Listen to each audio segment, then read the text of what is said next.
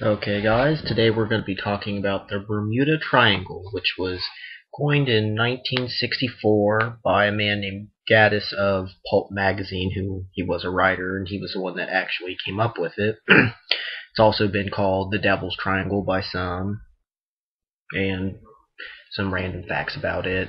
There's no higher insurance rate for flying over it or being on a cruise ship or anything, and in modern times, 50 50 ships have been lost and around 20 aircraft have been lost to it.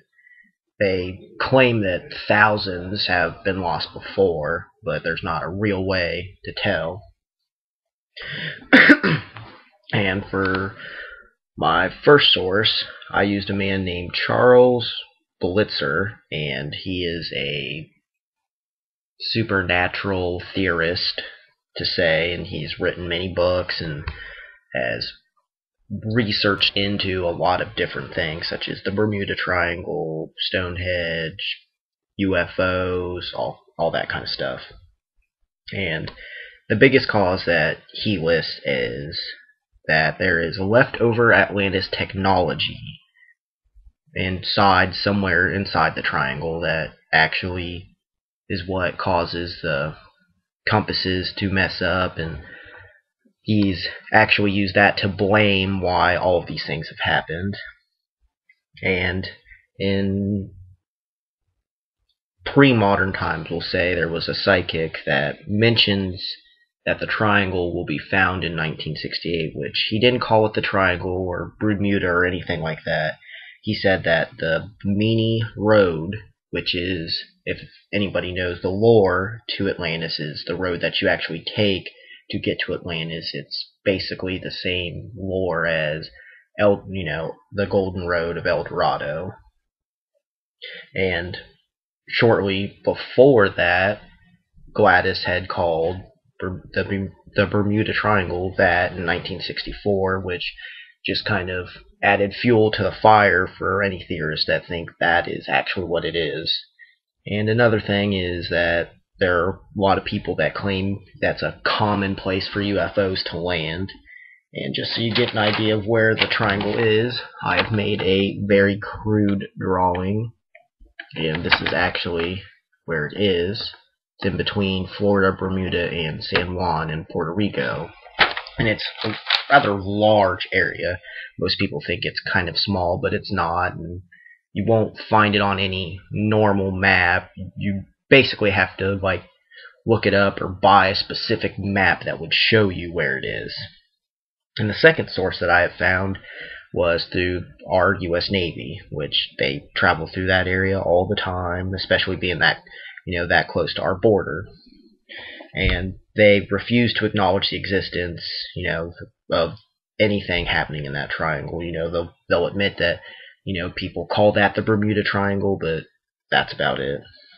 And they've had two major happenings there, and one was the USS Cyclops, which sank in 1918, and they say that it was lost from a very vicious storm down there, probably, the remnants of a hurricane or something to that effect. And also Flight 19, which many people know Steven Spielberg used that in his Close Encounters of the Third Kind. And they blame that on a loss of fuel that just ran out and crashed into the ocean. And one argument that goes both ways is nobody's ever found anything from that ship or that aircraft, and they blame that partly on the Gulf Stream, which is a very powerful stream, and they say that it could very easily erase any remnants of a wreck or anything that might have been salvageable would just be washed out farther into the ocean and deeper down, and we don't really have the technology to scour the ocean floor as long as we would like. And this causes some belief in the supernatural, because some people don't believe that the Gulf Stream could actually do that. And they blame most of all of these things on, stuff like human error, freak of nature accidents. There's been, piracy that happens down there. It's all very explainable, and if you actually look into it, you would understand that these are just normal things. Your compass, which some people might think is supernatural, might go out of whack or start telling you you're going into a different area that you think you are, and you run aground or you hit a coral reef or something that you just had no way of knowing without your compass. And going along with the Navy is my third source, which is Ben Radford, who he is a editor of a magazine called Skeptical Inquirer Science, and he's also written a few books and done various research on phenomenons and supernatural, anything like this, angels, demons, Cthulhu, the Bloop, that kind of stuff. And he has done extensive research based on the things people have said, that they were inside the triangle and this happened, or they saw this, and many people weren't actually there. When they actually replotted where they were and recreated what happened, they weren't even actually inside the triangle.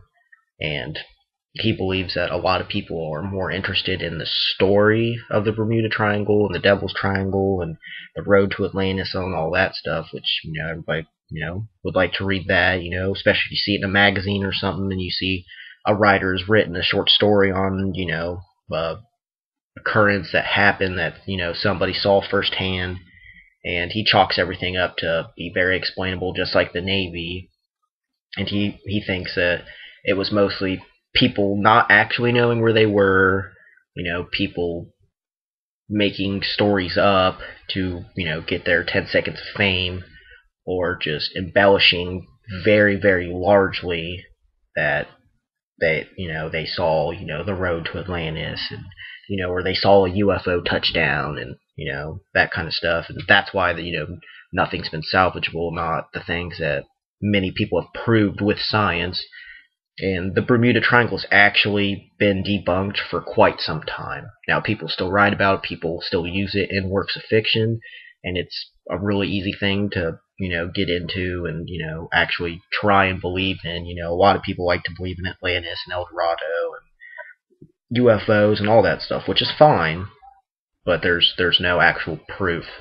The supernatural cult of the Bermuda Triangle has not to date found anything that they can stand on and actually argue with. Well, I hope you guys learned something, and whether I change your views or just reinforce what you already believe, I hope you enjoyed it.